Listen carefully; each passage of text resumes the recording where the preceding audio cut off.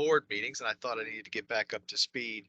The January board meeting, we were still writing the governor's budget, and that was an intense time. And then last month, I was quite unwell and was unable to attend. So I thought I'd get back into it by joining this group today. And I want to also publicly welcome for the first time my new co-chair, Andrea Comer of the Treasurer's Office. Morning. Welcome aboard. Thank you. Do you have any opening remarks? I do not. Right. Well, very good. So this is, we were rescheduled from Tuesday so that I could be here. I took a little liberty there, rescheduled you for Tuesday, so you can blame me. But we are in a special meeting mode today. So to comply with our public meeting laws, we will take up what's on the agenda, but we'll have to leave it at that. If there are other items that you want to discuss, we'll have to leave that for the full board meeting next week. Hold box. I don't think Yep. we started the recording. Oh, I'm sorry. I did record already. Okay, thank you. I just wanted to make sure. Thank you, Simon. I apologize. Okay. Do we not have a public comment section on the subcommittee? No, we do not. Okay. All right. Well, we'll have a board meeting next week, and certainly folks can publicly make comments at that time. I'll move into the agenda then, without further objection or questions or comments, to the approval of the minutes from the November 15th subcommittee meeting. You should have gotten a draft minutes included in your meeting packaged. Is there any discussion of that? Any corrections? Any questions? I will move the minutes for November 15th. Okay, Mr. Hamilton moves approval of the minutes. Is there a I'll second? second. Mr. Falsigno seconds. All those in favor, please signify by saying aye. Aye. Aye. Any Aye. opposed, say no. Any abstentions? The ayes have it, motion carries, minutes are approved. We're going to move into item number 3 on your agenda, a discussion of Office of Attorney General research regarding legislative language. So I missed the meeting last week. I understand there was some discussion and questions from the floor regarding researching past oversight boards of municipalities generally, and perhaps preparation of legislative language by the Attorney General's office. I'm given to understand that we've got staff, including from the AG's office, online here, but I'm given to understand after discussion with our staff in the AG's office that they would await a full vote of the board to direct them to undertake that project, and so are not inclined or in a position at this time to undertake that project pending a full action by the MARB itself. So I'll just offer the following comment as well, just to say it. We as a board have embarked on a particular plan for corrective action with regard to this tier 4 municipality. It includes having a consultant that has been at work for a couple of months, and I assume has a couple more months to work. And they will give us what I hope and believe will be a comprehensive reform plan with regard to governance, with regard to financial controls, regard to things like personnel and IT. I hope and believe it'll be a full gamut of reforms that we as a board will then oversee. And we have undertaken, some of you are working on an RFP to bring on a financial manager who we will embed with the city to implement this reform plan. I hope and believe we'll get full cooperation. I know the mayor has in the past indicated to me that she fully intends to cooperate with the reform plan that we come up with, and that we will move forward during the course of this year and probably into next, executing and implementing a reform plan. If and when we don't get to a place where we need to be with the city, I have said on the record several times that I will not hesitate to go up the street to the Capitol and talk to the General Assembly about different and perhaps more aggressive measures. And I am well aware of the legislation from the 90s and the early 2000s and would be prepared to lead the drafting of that at that time. So I don't know if there's other Comments, questions, concerns about that item, but those are my remarks. Mr. Hamilton.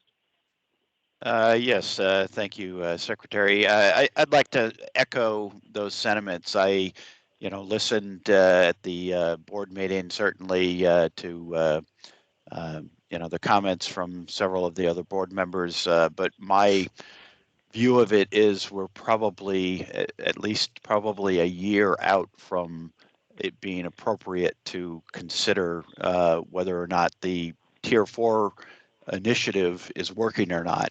We don't even have the financial manager in place yet.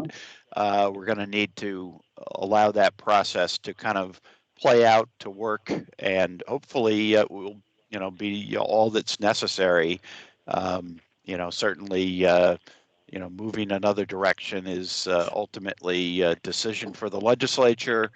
But I do think it's premature to make any sort of recommendation at this point.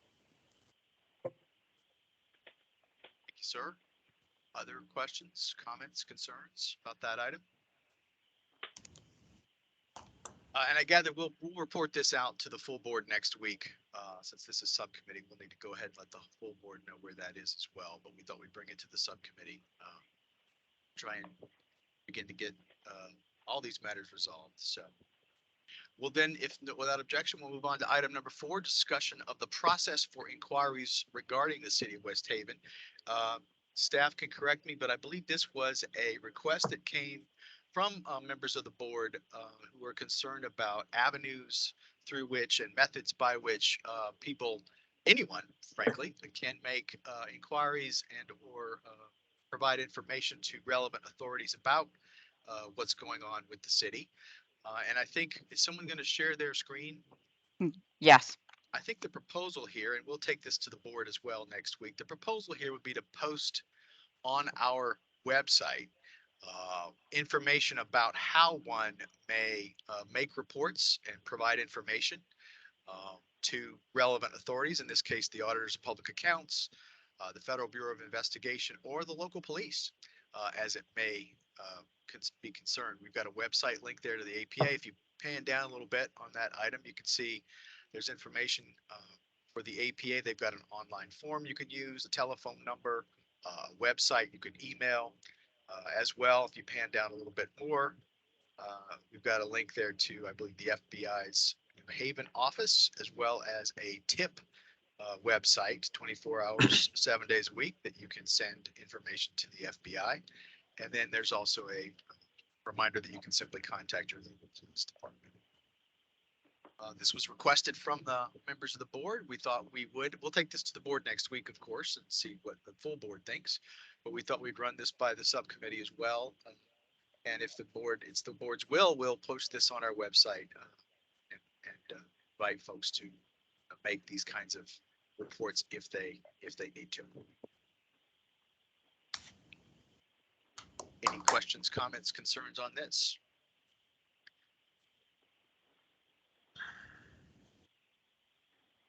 See any hands up? Kim, do you see any hands? We can take that down then. I And don't we'll- see any hands as of yet. Okay, then we'll move on.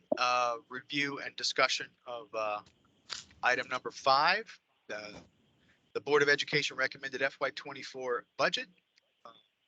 The Board of Education recommended budget was distributed with the meeting materials. We have, I believe, the superintendent available this morning to take questions from the board or from the subcommittee as well. The staff can follow up. Questions about the BOE budget for 24? If you're on Board of Education budget. You want to give us an overview, Mr. Caballero? Excuse me, Sure. 1 minute, Secretary, Mr. Secretary. I'm going to mute all because we're hearing some backlash, and then you'd come off mute again, Superintendent, after I do that. Okay.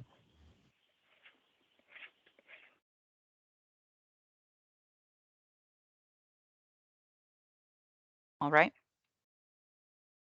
Over you, Mr. Cavalier. Oh, can't hear you, off mute.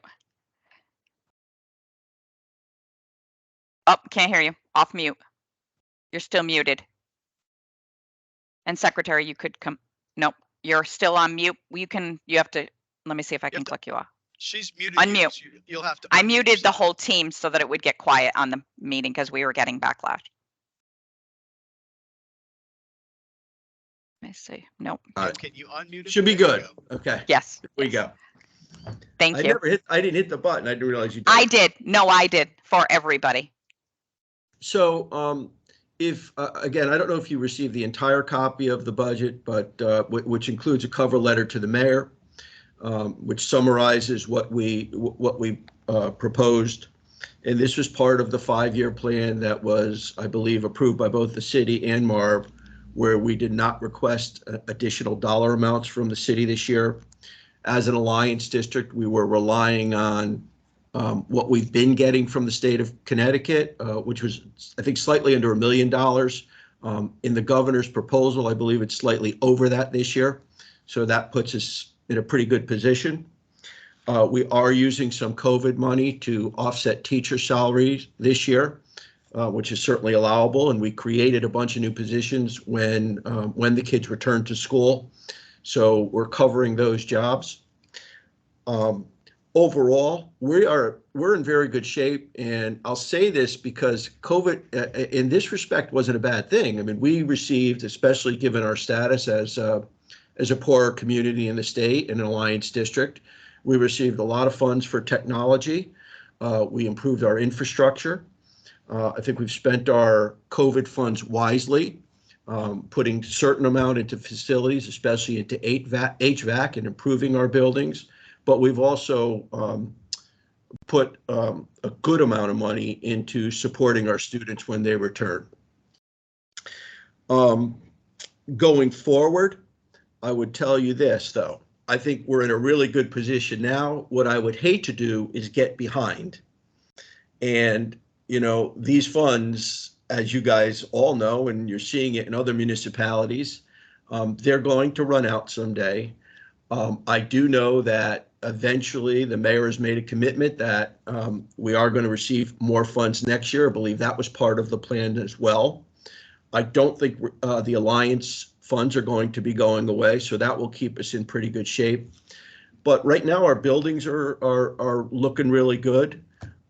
We just completed a brand new high school project, so we don't need to put any money in there. We're building another elementary school. Again, I think we've used the COVID money to improve our technology. Having said all that, what I worry about, and again, I think most superintendents would tell you this, are keeping good teachers in West Haven and be able to attract teachers in West Haven.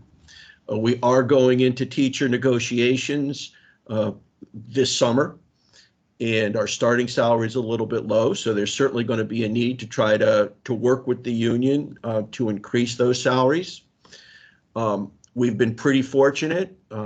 Again, everybody's kind of robbing each other. All the districts, I've talked to other superintendents. I've never seen anything like this. We do have some open positions now and people are leaving.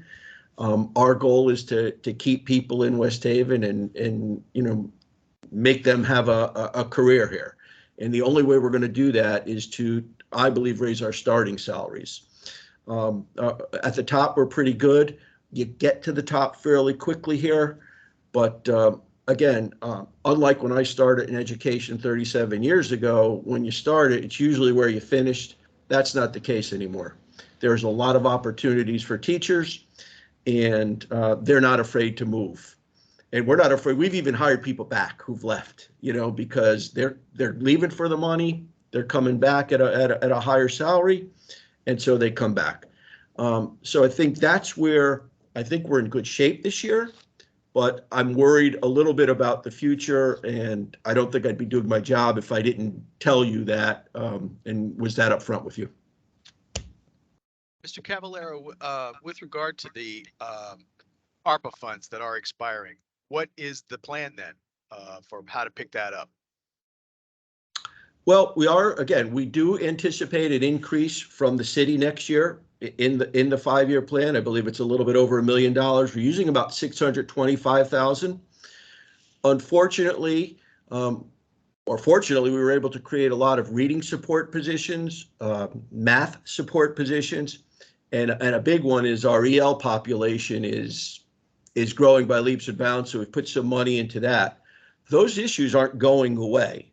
But I think with what we're getting from the city, with what we get from the Alliance grant, and I think there's also a feeling up from the governor's office to the legislature that they're not going to let towns or cities like West Haven and Ardurg and the big cities just fall off the map. However, again, I think if I had to, we're gonna have to decrease the support positions. I know I and our board feels very strongly that our first priority is a classroom teacher. So with the support positions I have, and I have about 30 of them, unfortunately, I think I can absorb them and put teachers back in the classroom. That wouldn't be the ideal, but that would be the plan. What's the census, your K-12 census in town over the last 5-10 years? The enrollment, where are you? Up, down? Very interesting. It's gone. Probably 10 years ago. We're at almost 5,900 students right now. About 10 years ago, when I started 15 years ago, we were at almost 7,000 students. So the enrollment is going down. However, one of the things that happened, and I tried to alert people from the state, and even when we were building our new high school, which we built for about 1,600, we now have 1,800. Again, it's a new high school. We were losing a lot of students to magnet schools. A lot of them came back. New Haven shut down for a longer period of time than we did. We did more in-person learning. So our enrollment at West Haven High School is over 1,800 now. And the trend is higher than we had originally projected it to be. But everywhere else, it seems to be going down and leveling off. So I don't think we're going to see a large increase or any increase other than the concern I have right now at West Haven High School. But again, I think there are reasons for that. It's because we have a brand new building. Because of COVID, kids came back to school. Not as many kids are leaving for magnet schools, which is nice. West Haven High School has become a more viable option. So those are good things. Yep. Mr. Hamilton. Yes, thank you. I have sort of a follow-up question in terms of what is the sort of exposure from the discontinuation, particularly of the ESSER 3 grant. If I'm reading your material correctly, it looks like you had there was a number of 625,000 where the presentation said teacher salaries are shifted to the Alliance grant, 959,000, and the ARPA ESSER 3 grant, 625. But then it goes on to say ESSER 2 is set to expire September 2023, and the salaries, 3,750,000, will be shifted to the ESSER 3 grant also. So it looks to me like you've got about 4.4 million or 4,375,000 that is going to be funded out of ESSER 3 in salaries, teacher salaries primarily, that will essentially go away next year or after this year coming up. So I'm trying to understand, is that correct? I think your number's a little bit high, Tom. We are putting $625,000 total into teacher salary next year. We're subsidizing it. But I think, again, we've been getting consistently, as an Alliance district, about $1 million increase. We really rely on that. I think that, again, I'll be able to absorb some jobs, but we're scheduled to, and again, that's if the 5-year plan goes according to plan, and I understand it's subject to change, but I believe we're supposed to get about $1.2 million from the city next year as well. So I believe we'll be covered. And if I have to, unfortunately, the first thing that's going to go, and I don't want it to go, are a lot of the support positions that are created.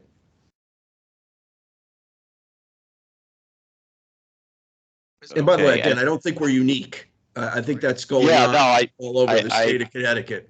yeah, I fully get that a lot of school districts are facing this. I'm just trying to understand kind of the magnitude of the fiscal cliff, if you will, that you're facing. And I'm still not quite sure that I understand it, but you know, I mean, I think for purposes of your budget for this year, you know, you're flat funded the local contribution, which is the minimum the city has to provide anyway. So I don't think it is necessarily a big problem for the current year, but I am worried about, how this is all going to play out in the subsequent year budget.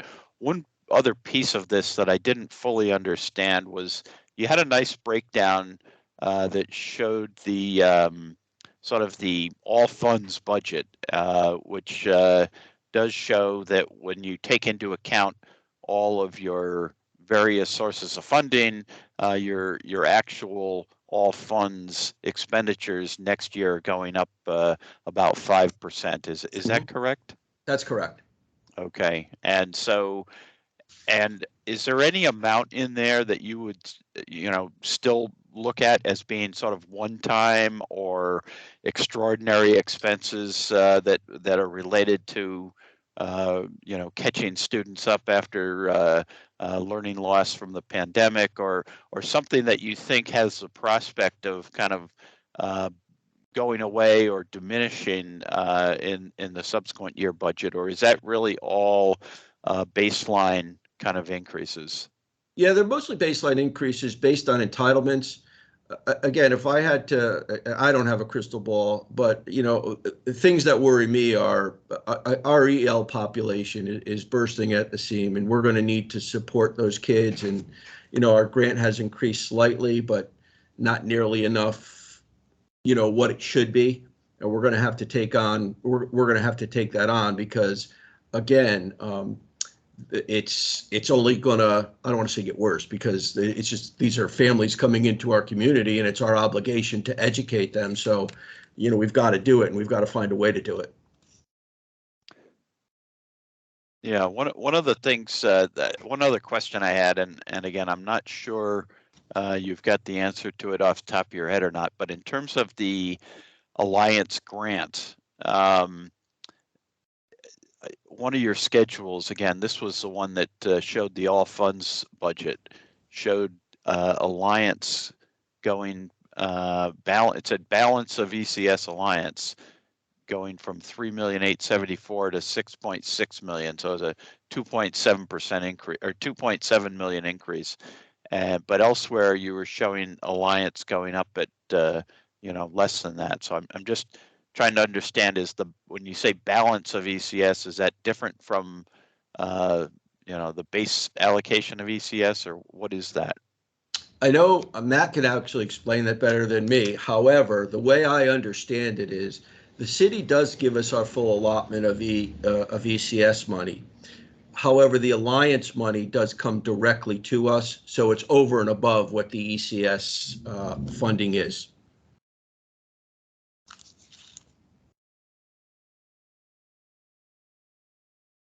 Right. I guess maybe Matt, he's not on the call No, right he's now. actually off today. Okay, so maybe he could just send a note at sort of further explaining the Alliance grant funding current year and next year. Okay. Okay, thanks. Yep, sure. Ms. Comer.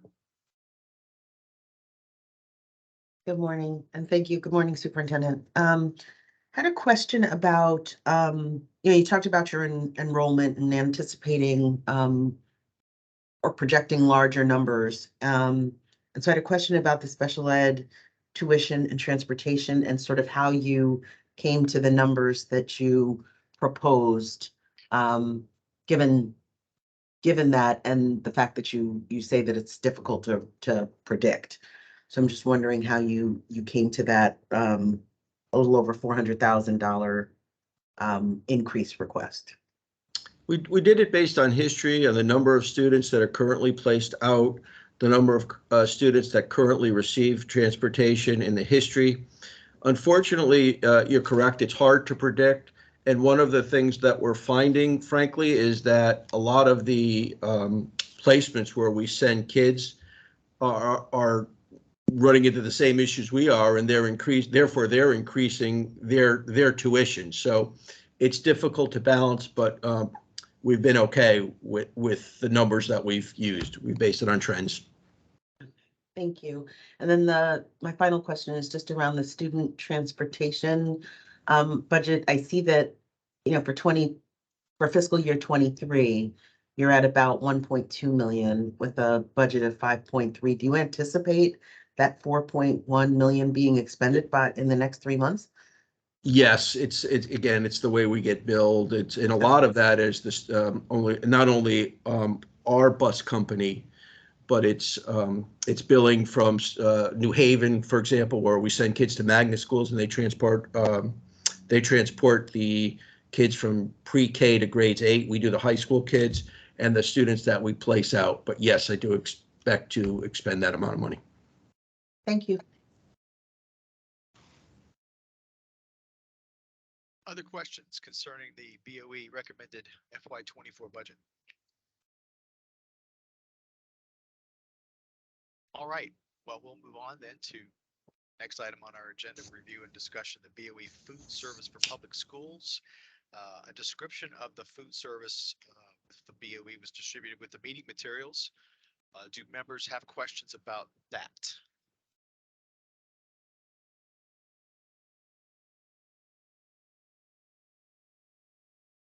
Mr. Hamilton.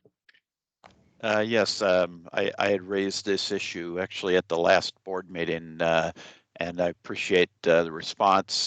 This is what I was hoping that I was going to, hear back from West Haven, which is they are participating in the CEP or Community Eligibility Provision Program, which I think makes a lot of sense for West Haven and is an important source of nutrition for students. For those who may not be familiar with it, the CEP program actually predated the emergency COVID process that essentially made student meals free for all students throughout the country. That program has come to an end. Now it's my understanding the state has extended that with state funds for a period of time, but the CEP program itself has been around actually, I think since,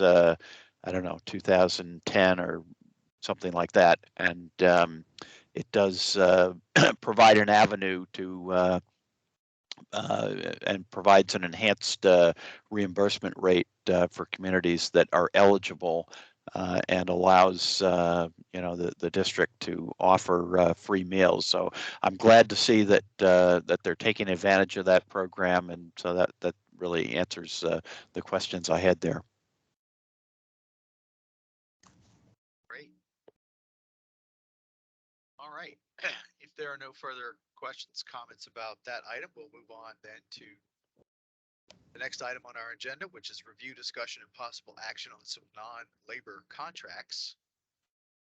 Mr. Hamilton, you got your hand up still? So the first one there is the Shoreline Wellness Center LLC. I assume that is the buyer for the William T. Blake building. We've got a purchase and sale agreement that was reviewed, discussed at the board meeting last month. I understand the sales price is slightly under the appraised value. Sales price is $105,000. Appraised value is $114,000. City has provided a letter from the purchaser for our review, and the city is here, I believe. I see the mayor and her team to provide an update.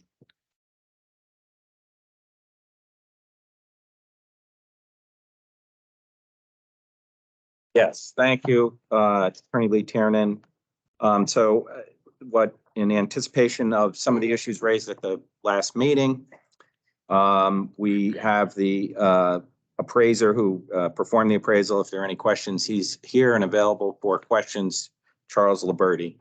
Other than that, there isn't really much new to discuss other than what was outlined by the developer in terms of some concerns they have if it can't go forward. Any questions from the subcommittee to the city about this matter? Is the subcommittee, I'm wondering, this got before the board last month, I assume, because the subcommittee had recommended the item? Or did they simply No, review it went, without?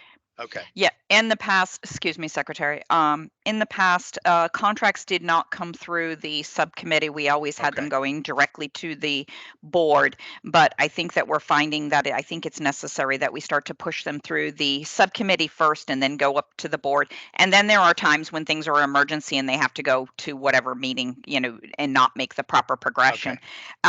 It was recommended by Mr. Biller, and it was second to have us not take action on this. Thanks. And I know Mr. Biller is not on the subcommittee okay, Mr. Falsigno commented, and I believe Ms. Cormier. So I would then for some further discussion at this right. subcommittee. Well, Mr. Hamilton's got his hand up. Let's see what he has to say.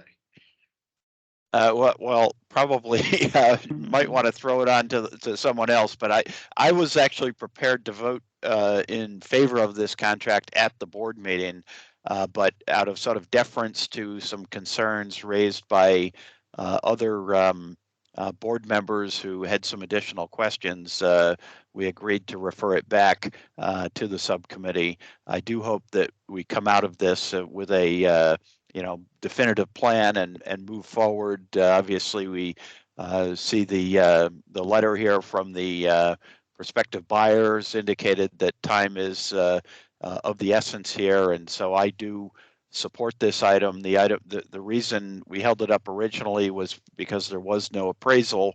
The city has provided an appraisal, and with that information, I'm personally prepared to support it, but I am certainly eager to hear what other committee members may have to say on it.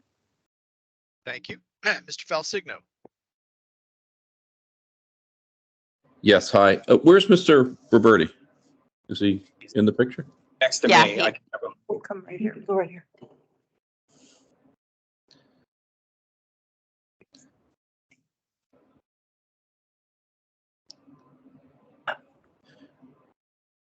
Mr. Roberti, you did the appraisal? Yes, I did. And you feel comfortable with your numbers? Yes, I do. Then my questions have been answered. Great. Can you hear me? yes. I've changed out my headset. Does this sound better? Yes, it Yes. does. Much better. Excellent. All righty then. We're Nothing no like longer in changing space. devices on the fly. All right, Mr. Falsigno, you still have your hand up. Mr. Hamilton, if there's no other questions or comments about this, do you have a motion? Sure, I will move approval of I'm not sure what the title of this, but sale It'd be a of the property. recommendation. I gather it'd be a recommendation of the subcommittee to the board that the board approve. Yes, I make that motion, a recommendation of the subcommittee to the board that we approve the sale agreement on this property. I'll second Bob it. White, whatever he said, I second. Okay, Mr. White has been heard from. Ms. Comer has seconded it, or no, I think Mr. White seconded. We'll let Mr. White second. How about that? Fine with me. Any other discussion of the subcommittee about the recommendation to the board? With that, then, all those in favor of recommending to the board that they approve this purchase and sale agreement, all those in favor say aye. Aye. Aye. Those Aye. opposed say no. Any abstentions? Ayes have it. The motion carries. We recommend that the board, and we will report to the board next week that they approve this agreement. We'll move to the next item then, which is Green Skies Clean Energy LLC, a land lease option and lease agreement. That's between the city and Green Skies Clean Energy LLC to lease approximately 15 acres of city land. Term of the lease is for 21 years with the option of 18 months. Lease income will be approximately $35,000 annually, and the city is here to provide more detail. Yes, we're pleased with this. We have unproductive closed landfill. We're going to be able to improve the maintenance of the unproductive closed landfill. Right now it has trees growing on it. And the cap has some, what we'll call dents. So you want a nice clean cap, and that will occur. And we will turn a property that produces absolutely no revenue into a property that produces revenue. And then we will move to see if there are other ways to monetize this site. Questions from the subcommittee? Comments?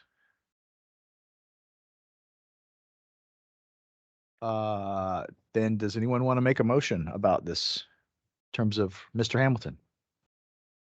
Yeah, I just, could we get a little more information? I'm assuming this is going to be a solar power installation. Is that correct? And if so, is the city receiving any benefits from the power itself, or is it just the lease? Yeah, so we reserve that. That's a good question. We reserve that option, and I know you've been interested in electric power. We have a consultant that we utilized. He was first brought on when we did the high school project. So we utilized that consultant. It's a Connecticut solar consultant, Titan. They are going to provide us with opportunities to get option in for less expensive energy as a partner on solar projects, both within West Haven and within the surrounding communities. And as the board has gotten many different aspects of solar projects, whether they're panels on parking lots or on buildings, and you're going to receive more. Here, the most monetarily beneficial area of the landfill is the flat top part. So they're going to utilize about 6 acres total where they use the flat part. They anticipate that they will be requesting the side hills at a later date, but they have to see how much revenue it generates. As everyone knows, electric rates have gone up. So of course, like anything else, that makes this more beneficial. We utilized a consultant to do this. We didn't depend on our own resources. Went through an RFP. We had 7 bidders, did a nice walkthrough, and got to this where we are here today. And of course, negotiating and meeting with and making sure that DEEP is on board. DEEP is supportive of this project. They think it improves the landfill cap, and they're generally supportive of retired landfill uses with solar, where most of you are now. Obviously, you see the most visible one is the one on 91, just outside of Hartford. So this is the kind of thing that DEEP would like to see more of.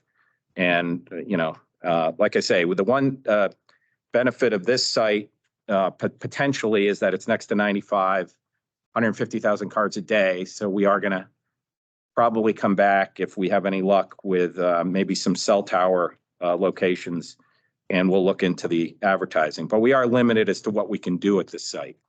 But we think this is a good project. It's 35,000 that we otherwise wouldn't get on an unproductive piece of land that can't really be used for much else. It's fantastic. Other questions, comments? Yep.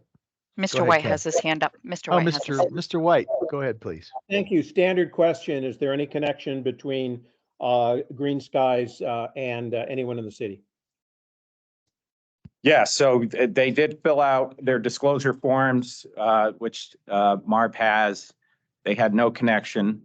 One of our city councilors is here. She has a nephew or a niece that works for Green Skies. I did not see that as a conflict, but this passed unanimously from the council, so I don't think it's an issue. Thank you for the disclosure. Other questions, comments from the subcommittee on this item? Mr. White, is your, there you go. All righty then. Does anyone want to make a motion? Mr. White? I see your hand up. I took it down. Oh, There you go. I'll make a motion then. Okay. I'll second the motion. Motion's made and seconded to recommend that the full board approve this agreement All those in favor, please signify by saying aye. Aye. Aye. Aye. Any opposed? No. Any abstentions? Ayes have it. Motion carries. We recommend the board approve the agreement. We'll move on to the next item, which is Elm City Materials, Inc. It's a proposed agreement between the city and that company for Rockdale Road Sewer Construction Services. Construction services of sanitary sewers in the Rockdale area. Contract price is $579,400. The city can provide more detail. Sure, Rick Spryer, Procurement Director for the city. This was bid publicly, public bid number 2022-43. It was bid on January 5th. Bids were received on January 20th. We received 4 bids. SLR Engineering, who is our engineering firm designing the sewer lines, did a scope review of our apparent low bidder and found them to be capable of the work. So the bid was awarded to Elm City Materials, as you said, in the amount of $579,400. This is our current sidewalk construction contract holder with the city. So they have already filled out their ethics disclosure form, and there's been no conflict of interest with this company as well.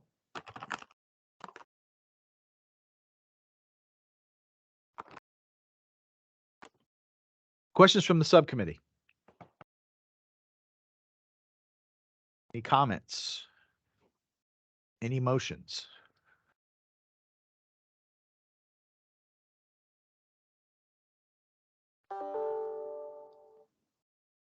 I will make a motion to recommend approval of the agreement to the full board. I have a motion. Is there a second? I'll second. Go Ms. ahead. Comer Andrew. seconds. Your I have turn, a Andrew. motion second for approval of the agreement for the Rockdale Road sanitary sewer item. All those in favor, please signify by saying aye. Aye. Aye. No, those Aye. opposed, nay. Any abstentions? Motion carries. We recommend that the board approve that item. We'll move on then to the next item on our agenda, which is an update from the city about the FY21 audited financial statements and corrective action plan. The auditor PKF O'Connor Davies completed the FY21 audit this last month. However, they're not, I gather, not available, but we'll present this audit to the full board next week. But the city is here, could provide us some highlights, I assume, of where we are with the FY21 audited financials. Good morning, David Taylor, Assistant Finance Director, sitting in for Scott today. Yes, as you noted, the audit report has been filed. We are still, we're looking through it. I unfortunately not combed through as much as Mr. Jackson had in the past weeks with other duties. And we are looking forward to Mr. Santafani presenting to the full board next week. Kim, do you have I do. some highlights you want to draw our attention to? Sure. So a couple of highlights for this subcommittee, and I'm not going to comb through the actual financials, but the general fund increased by $2 million of the close of the fiscal year. And remember, this is 21, so it's over a year old. The unassigned fund balance for the year end was at $5.6 million. Total revenue and other finances is lower than budgeted by about $3.1 million, and the expenses and other financial uses were overspent by $5.2 million. The casualty loss is called out for the issues that had happened in West Haven as an extraordinary item of $978,000, just for your own awareness. That is noted and called out on page 39 of the financials. There was a prior period adjustment in this particular financials, but that would be standard operating procedures with the implementation of GASB 84.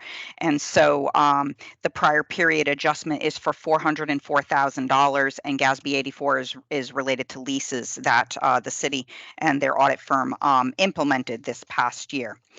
One thing that's very important to note is that the budget originally called for the $3.9 million of MARB municipal restructuring funds. That was not used, so that is where some of the savings was listed as the differences between the budget to the actual numbers at the end of the year. Included also is your federal single audit, and in the federal single audit, there were findings of 6 findings, and one of them is a repeated finding in the procurement and suspension and debarment area. In accounts payable with compliance findings, there are 3 in accounts payable and procurement area related findings. And we'll get deeper into that. And one of them actually spills over into a grant. From that, I'm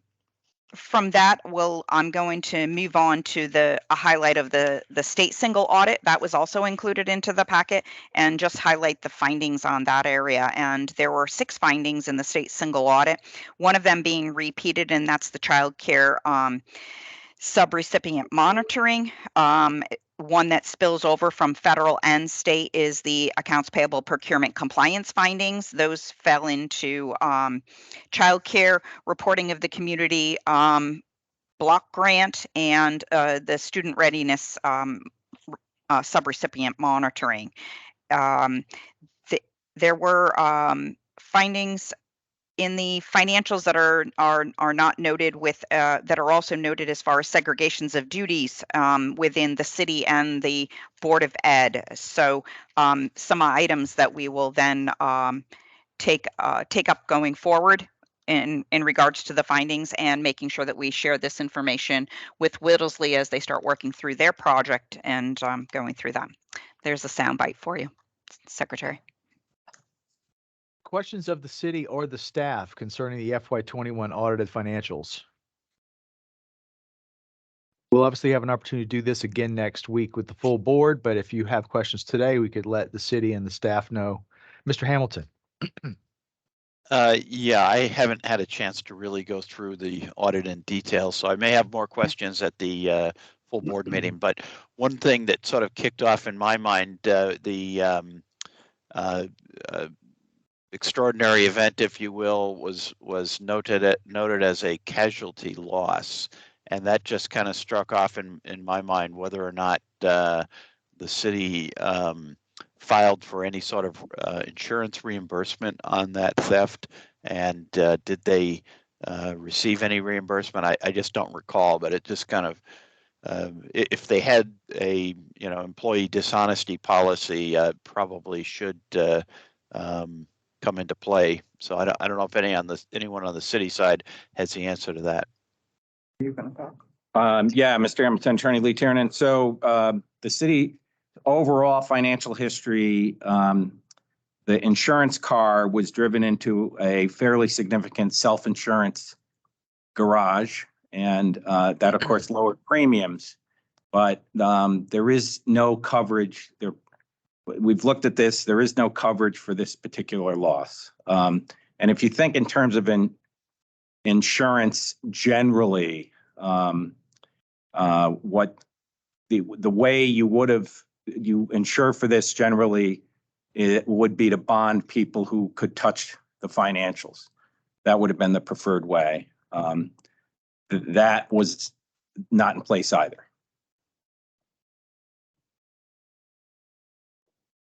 Mr. Hamilton?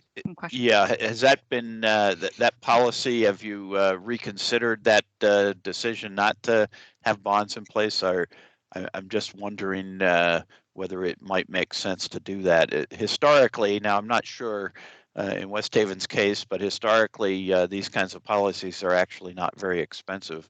But in any event, I don't know if you've looked into it subsequently, even if there was no coverage for the theft that you had. If there isn't bonding in place, I'm certainly recommending it in the new budget that we ensure that it be in place, certainly for the finance director, and we'll think about what others it would make sense for. And I have had instances where claims are made against that bonding and paid off in that public housing area. So it is, it's a well-spent money. Yeah, I would concur with that. I generally am a pretty strong supporter of self-insurance, but in this particular area, it's one where I think it is worthwhile. Getting commercial insurance. You may even, I don't know, I've worked in some cities where it was actually required in city charters and so forth. I don't know what West Haven's charter says, but I do think it would make sense to look at that. Yeah, so the procurement director and myself have talked about, I would suspect, and he can correct me if I'm wrong, within the next 6 months, we're probably going to have a full RFP concerning all insurance areas, including workers' comp.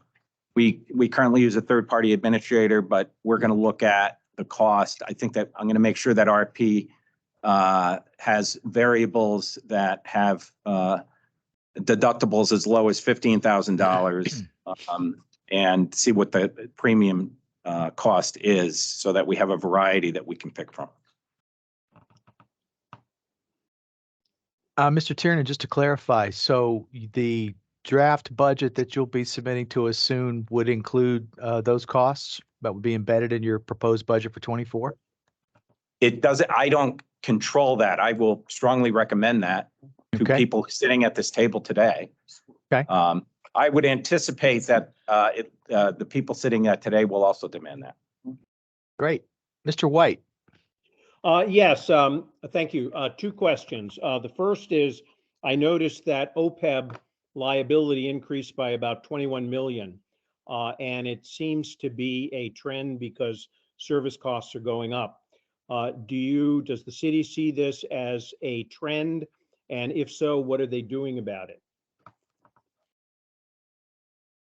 So, obviously, certain parts of the country, people aren't living longer, but I would say as a whole, and I'll use this adjective, luckily, West Haven workers and former West Haven workers generally are living long lives or longer lives. A couple, maybe even now 3 years ago, the city did set up an OPEB trust, and we will continue to bring that funding of that trust up to meet any need that OPEB liability would present. If either in the budget or some other occasion, if you could be a little more specific, as you said, people are living longer. That's going to result in more money. My recollection is that you were only able to fund the trust at fairly nominal amounts. And I'd like you to address how you're going to deal with this long term. Well, the first thing we did long term is change the union contract, so all new hires are not going to have the ability to have health insurance after they retire.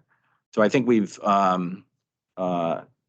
corrected a liability issue there. Obviously, you don't see the result of that right away, but I think that's useful. But yes, I mean, we can try to tease out with the personnel director the liability chart or graph, if you will, if that's useful. Right. Thank you. Because I think it's good that you cap the liability by changing the contract, but you still got to have to deal with what's there.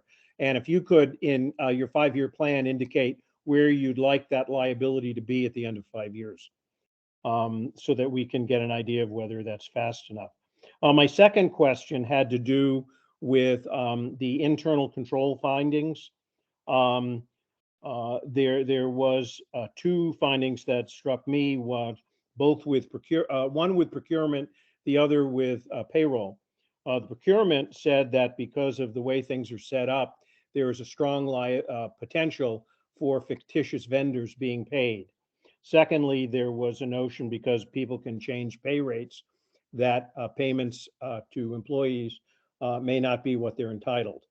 And this may be a question for MARB. Is Wittersley looking into that to see if, in fact, that has happened? I certainly agree that's a procedure that needs to be fixed. But is Wittersley looking at that to see if it's actually happened? I can say that in Wittersley's being here, I've had conversations with him on that very subject, so the answer has to be yes. Well, It is in their statement. It is in their statement of work. thank you.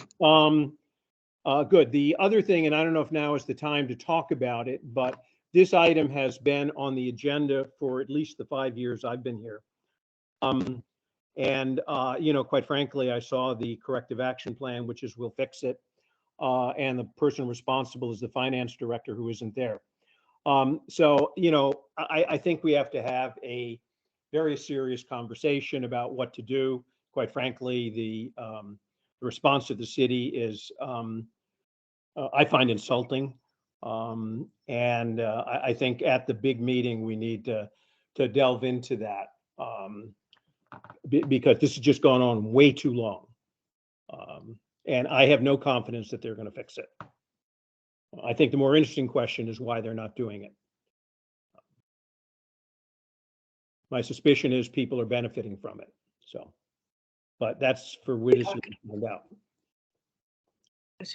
What item is that? Thank you, Mr. White. Mr. Falsigno. Yeah, does it, I guess, kind of rhetorical, but does it sound a little strange that you wouldn't have theft insurance when you renew? I assume you renew your policy on a year, or you quote it out on a yearly or bi-weekly or bi-yearly basis. Is that a safe assumption? How often do you quote your insurance? I think the contract is 3 years. So every 3 years. It just seems to me, and it's been my experience, that is probably one of the least expensive parts of an insurance contract. At least my experience is never to be out without theft insurance. So does it strike anyone in your group as being strange, as someone would line item that out so that you're exposed, especially with the amount of employees that you have and the amount of department heads and the amount of people that are involved running the city collectively? It just seems very strange to me. And again, I agree with Mr. White. I think that a lot of this needs, and I want to be respectful of Mr. Beckham's statements about following the agenda, so I don't want to get off topic. But if we're looking at, I always seem to look at the police budget because I was a police commissioner for a while, and a couple things jump out at me. You have a telephone expense for $175,000. Just kind of curious. That just kind of jumps out at me. And the other thing that would bother me if I were running the police department or a police commissioner is the comment from last month's meeting about the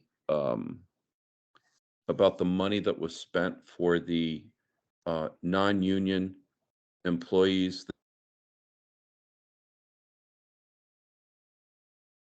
Lack of a better term, into the police overtime, if I remember correctly. No agenda. Excuse me? We should pass on that. We'll pass on it. Okay. I canceled that question. Okay, so that was just all I wanted to say. Thank you. Sorry to getting off topic. Other questions regarding the fiscal 21 statement, financial statement and corrective action plan? Obviously, we'll talk about this next week at the full board meeting. So, but the city and the staff are on notice now of where at least where the subcommittee is on a variety of topics. So we should all be prepared to have a fuller conversation next week. We'll move on then, if that's all right. We don't need to take any action, I guess, on that. We were just getting an update. We've got an update from the city, I hope, on the fiscal 22 audit. Yeah, David Taylor again, spoke with Joe Centofanti this week. Now that this audit is the 21 audit is complete, he's a bit jammed up on other audits right now, but does intend to be here by the end of this month to begin his audit. And he projected a May finish. I'm not so sure that might be a little bit hopeful in my opinion. However, it is possible.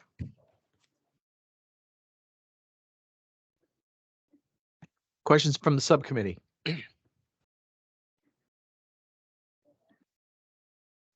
All right, we can move then to the next item. Oh, Mr. Hamilton, you look like you're anxious here. Yeah, I was just going to ask Mr. Taylor, has the city formally closed your books for June 2022? Are you going to be handing off, if the auditor is going to be starting here their work this month? Are you handing them a clean set of books that are closed and all your adjusting entries have been made and they really just need to audit, or do you still have work to do in terms of closing your books for the year? To my knowledge and in my opinion, the entries that need to be posted for fiscal 22 have been posted. What's outstanding is a review that I'd like to conduct with my staff of the accounts and to ensure that everything is in the shape that it needs to be. And we'd be ready for Mr. Centofanti when he requests the trial balance. Okay, that's good to hear. Thank you. Yes, sir. Other questions of the city on the fiscal 22 audit? All right, then we have on our agenda the open item list that we've been compiling for some time, where the board or the subcommittee have pieces of information or other responses required from the city. Does the city have an update on any of the open items that you have new information on? Yeah, Rick Spryer, Procurement Director. I'm just gonna kind of go through these items in order. And whoever needs from our team to give an update to you can give an update. In regards to item number 1, the brewery development agreement, I'd respectfully ask we table this from any further agendas until we're ready to present an agreement, a tentative agreement with the developer. Things are moving forward and talks are being, are in progress, but we don't want to keep this item on the agenda until we have something to present. Okay, so you don't have new information there and you're still in development. That's fine. Correct. Items 2 through 4, firefighter hazard pay. Our city council has passed an ordinance with a predetermined dollar amount for firefighter hazard pay, utilizing ARPA funds. We expect to have a tentative agreement with the 2 independent fire districts in Allentown to present to you at the April subcommittee meeting. But before that, we do not have anything ready to present to this meeting, but plan on having a tentative agreement for your review in April. Don't want to give us a hint? Yeah, it's nothing that's been finalized, and amount has not been finalized yet, but The gag orders and it does require a little agreement with the union, so I'm not really allowed to. I understand. I understand. We have the same issue at the state level. You were in receipt, however, of plenty of advice, I think, from the board on that topic in a few months back. So hopefully that's been taken to heart. I listened to that, as I hope you believe. I always listen to the advice of this board. Good. And I am sharing that advice with the parties that will be involved. Great. Good to hear. Mr. Hamilton, did you have something to add? I was just going to sort of add what you were just adding, Mr. Secretary, which is, I mean, I think my problem was the amount I thought was really out of line with what we've seen other groups do. And so that really was my primary concern, was the amount. So I'm hoping that whatever they come back with is substantially lower than the amount that had been talked about earlier. I would agree. You want to continue down your list there, sir? Sure. Yep. Absolutely. So as far as 5-year plan, David Taylor can speak to items 5 and 6 on this. Well, actually, we're going to just 5 and 6, we're going to be presenting next week with our FY24 budget. So we should have an update on our debt service and our mill rates with the presentation of our FY24 budget at the full committee meeting next week. Yeah, that's correct. We intend to include that in the documents that we prepare and present That it's, I think I think it's a good ad. I totally agree with the request. The final item there, and Mr. Pryor was just speaking, but he is going to lead the team. In fact, has been leading the team to come up with mitigation measures, some of which you've heard about today, in line with the solar field, et cetera, and others of which we have mentioned from time to time. Rick, I didn't know if you wanted to add anything. No. This time. That's it. Number 8, the consolidation of pension investment management services. So, our 2 independent fire chiefs, for our next meeting, we've been pursuing a definitive answer on this topic. We don't have a definitive answer as of now. It's something that we're working with the 2 independent fire chiefs on, but as of this moment, we don't have any concrete or tangible contracts or movement to report on this. We are working towards having something for the April subcommittee meeting on that. FY21 audit has been closed. Mr. Hamilton may have a question about that. Apologize. Yeah, actually, I had a question about the mitigation measures, and I just want to ask you to, or it's really a comment, ask you to include the Board of Education in that. And this gets back to our earlier discussion with the Board of Education and the sort of the cliff that they're going to be facing as the ESSER 3 funding goes away. And you know, once we've sort of nailed down exactly what the size of that is, I'd like to, you know, sort of flesh out, or see the city and the Board of Education flesh out what mitigation measures they're going to take to bring their budget or keep their budget in balance going forward. Sure, I'd absolutely include them, and I'll speak with Matt Cavallero, their business manager, about getting some time with him. Is that it? Sorry. Yep. Pam Alvino, our personnel director, submitted the most recent budgeted and vacant positions list, including the DPW numbers. I'm not sure if anyone has any questions on that for Ms. Alvino. I can comment. Good morning. There are a number of departments where we are fully staffed, yet there are a few departments, a handful, including my own, which are problematic areas and have been a challenge to fill. I've mentioned my department, the building department, and now we do have a couple vacancies in the finance area as well. We have engaged with external staffing firms to bring on board, and actually that's underway. It's in process now for some additional help, temporary help, to get through the major projects we're all working on until we fill some of these positions permanently or on a regular basis. My department will be sharing some resources externally with the finance department in terms of oversight with the HRIS system input. And I think that will address on a temporary basis the review of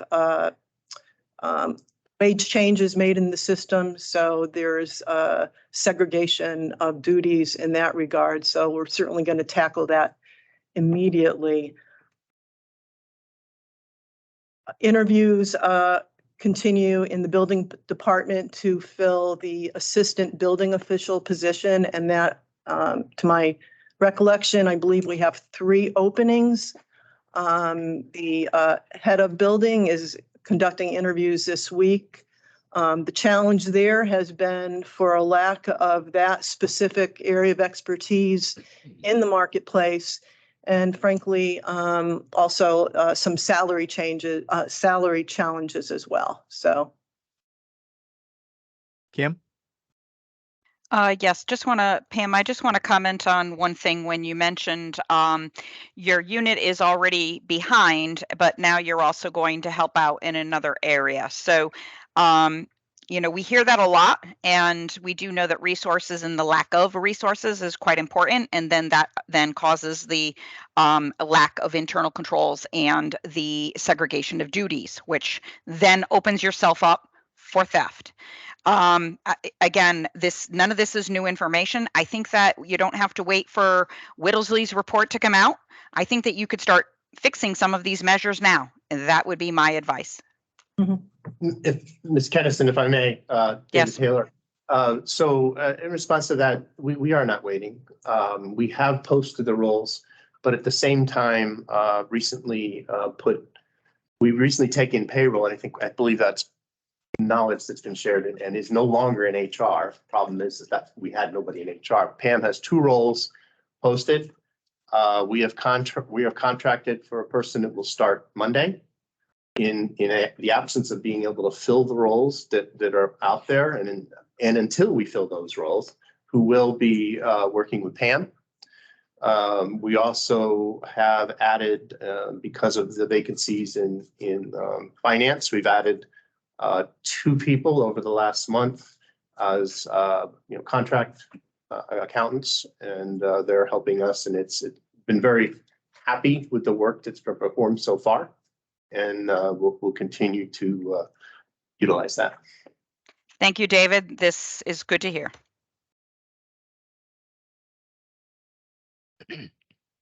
It's good to say, too. I bet it feels good too.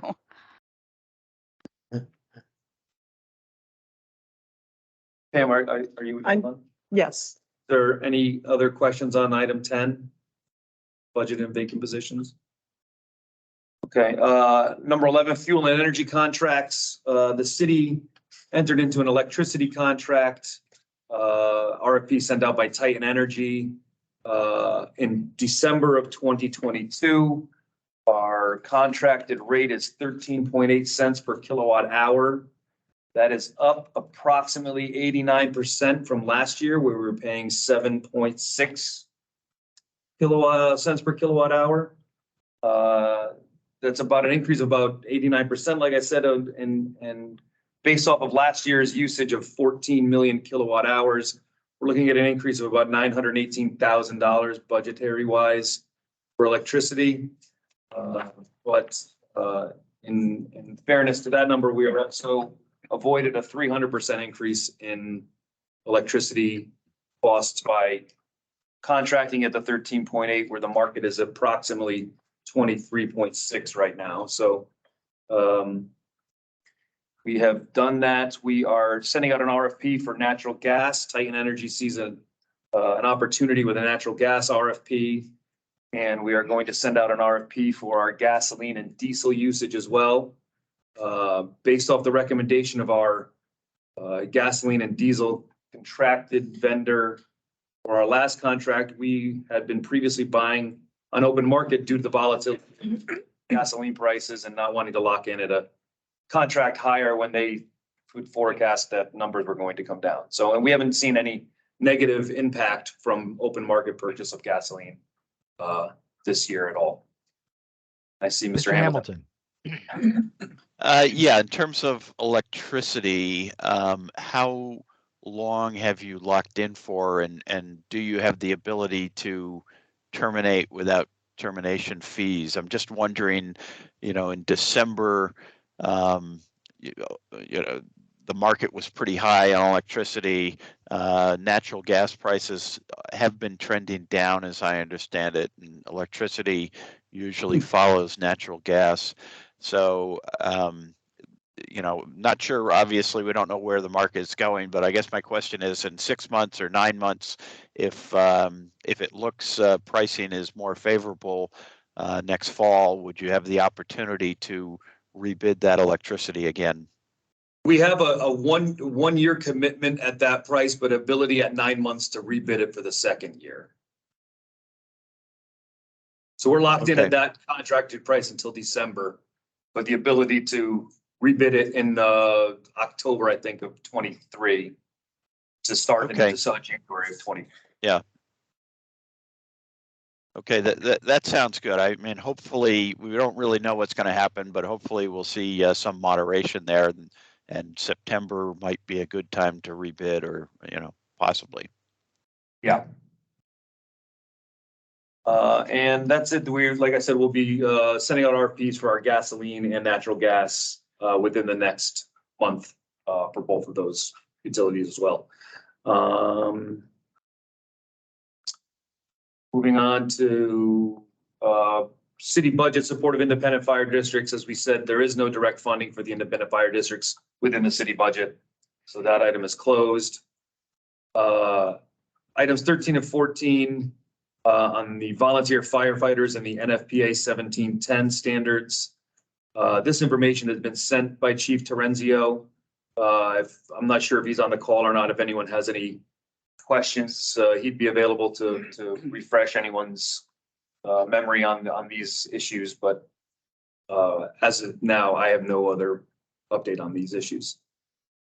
I think that we just needed to update the open items list and make sure that the information was pushed out. And I believe that we're okay here. That just might be an administration issue Okay. between us and the city, and making sure that, this document has been tough to manage between the both of us. So Right. I would hold on those two items. Okay. Sales agreement for the Blake building is closed. We've already worked on that. And the E-rate program, Matt Cavallero is not here from the Board of Ed to speak on that, but he did submit paperwork on the E-rate program that's included in the meeting materials. And the Beach Street improvement contract was approved at the last full MARB meeting, so that is also a closed item. And that fills out our open item list. I can work with Simon as well to kind of whittle down this open item list and make it a more manageable document for both of us. Thank you. Welcome. Yeah, keep in mind, Rick, that it's also a document, for the MARB, as Yes. they've asked. Okay, thank you. All right, we'll move on. If there are no other questions, comments on that item, we'll move on to the update on the memorandum of agreement action plans.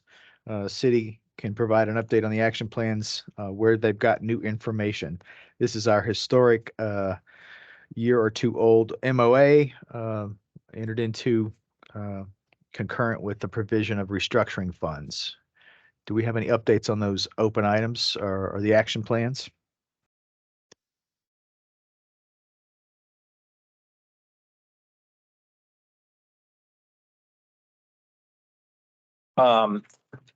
I think on the personnel strategic plan, you've heard from the personnel director as to things that we're trying to change in her office.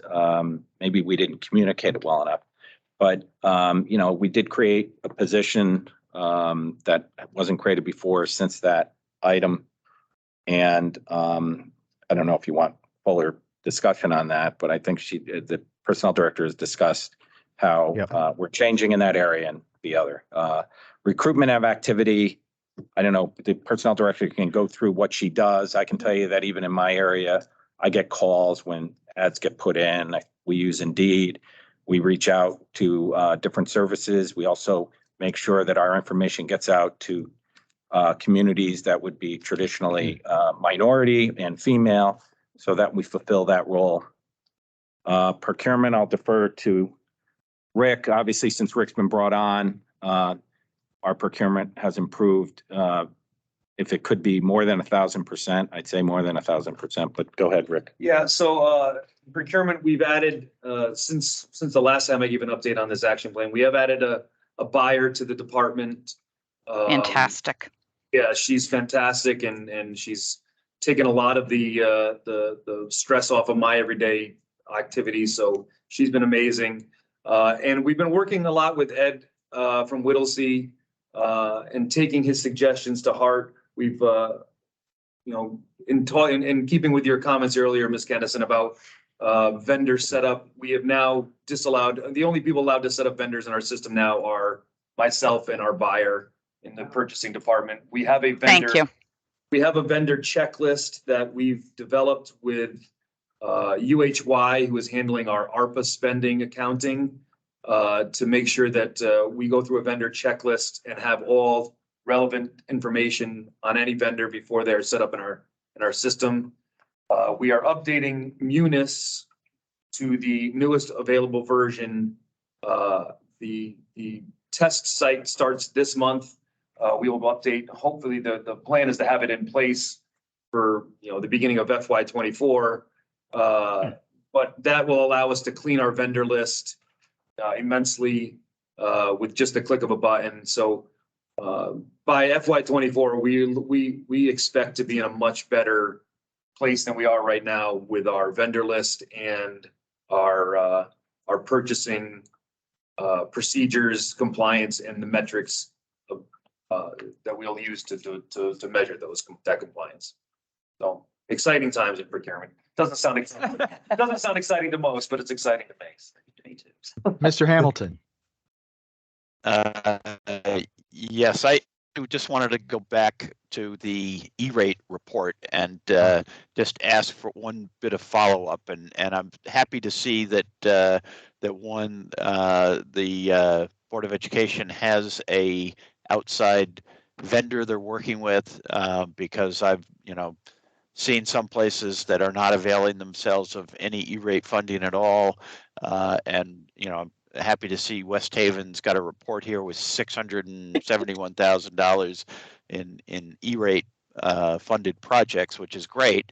But I guess my follow-up question is, how do we know, how does the city know, how does the Board of Education know that they are doing their due diligence to make sure that they have secured all of the E-rate funding that they are eligible for? So really what I'm looking for is some additional description of here's what we do on a regular basis to make sure we are availing ourselves of all of the E-rate funding that we're entitled to claim for the Board of Education. My understanding is E-rate is also available to libraries. I don't know if the West Haven Library, if I recall correctly, is a separate 501c3, but I think they receive city funding for a substantial portion of their budget. I don't know if they receive E-rate or if they're actually eligible to claim it as a 501c3, but that would be a sort of an additional follow-up question. But really, so what I'm looking for is just a little bit more background on how does the city make sure that they are claiming everything that they're eligible to claim? Sure, I'll work with Matt to get that information for you, Mr. Hamilton. Great, thank you. All right, and unless there's an objection, moving on, IT. When I believe when that agreement was signed, we had one person in IT. We now have 3 highly qualified people, experienced people in IT. And I won't say anything further on that because I think you're going to get a more detailed report when you consult with your vendor, Whittlesley, who will have a thorough review of everything IT. Corrective action plan for prior audit findings. I think that's more appropriate to talk about when you talk about the 2020 audit and talk about other things dealing with the audit. Agree. Okay. So that brings us to the end of our specified agenda. And I think for purposes of a special meeting, that's what we are restricted to. So, however, I will say to the subcommittee members, and the staff will also be reaching out to the full committee members. If you have items for inclusion on the agenda for the full board next week, please get those to us. And we'll have a full and I'm sure robust discussion about many matters next week. Any other comments, questions, concerns? Nice to see all of you, albeit virtually. I really don't care for virtual meetings. I hope to get back to in-person as soon as possible. All right. With that, then I'll entertain a motion to adjourn. So moved. All in favor, Second. please signify by saying aye. Aye. Aye. Opposed, no. Any abstentions? Motion carries. We'll see you all next week. Thank you. Thank you.